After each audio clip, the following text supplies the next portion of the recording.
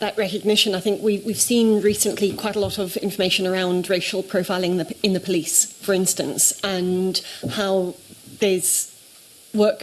ongoing to improve this, but that the reports keep coming back that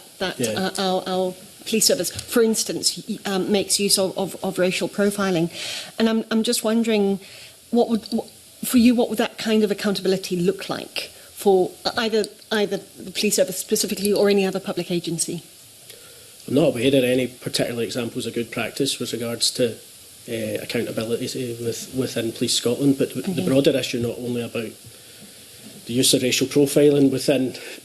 Police Scotland and how that impacts within Scotland's demographics is you'll find that thread of inconsistency and inequality not just running straight within an institution like Police Scotland and any issues which may occur within there, but throughout the criminal justice system. So both myself and Farah represent our respective organisations on the Tackling Hate Crime and Prejudice group, and basically what's happened in Scotland for the last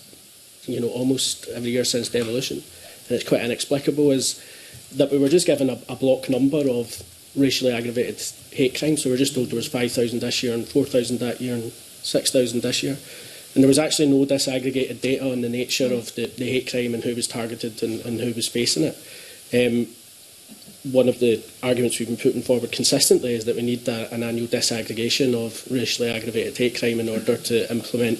the sort of informed policy responses which are required to deal with these ingrained and institutional issues, because if it's happening in the street, the likelihood is the same attitude exists within workplaces and exists within the structures which have been developed to provide public services. So all of this, Scotland is in its relative infancy in actually taking an appropriate international human rights-based approach to actually tackling some of the consistent and relentless issues which affect communities in Scotland. And while there's an issue with disaggregation, there's also an issue with how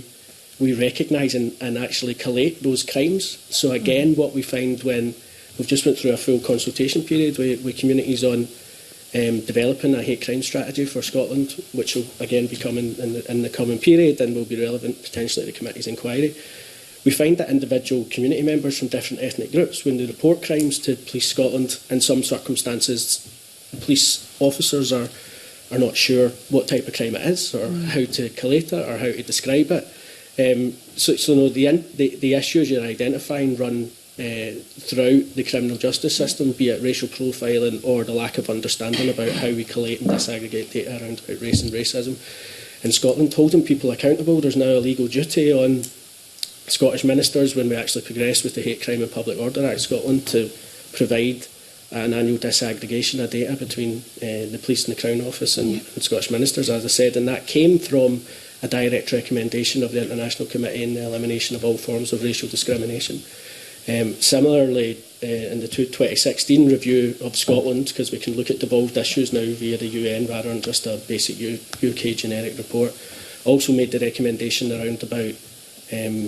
that Scotland's curriculum for excellence has to give a balanced account of grave human rights violations, transatlantic slavery and other issues, which is now developed into the Race Equality in Education report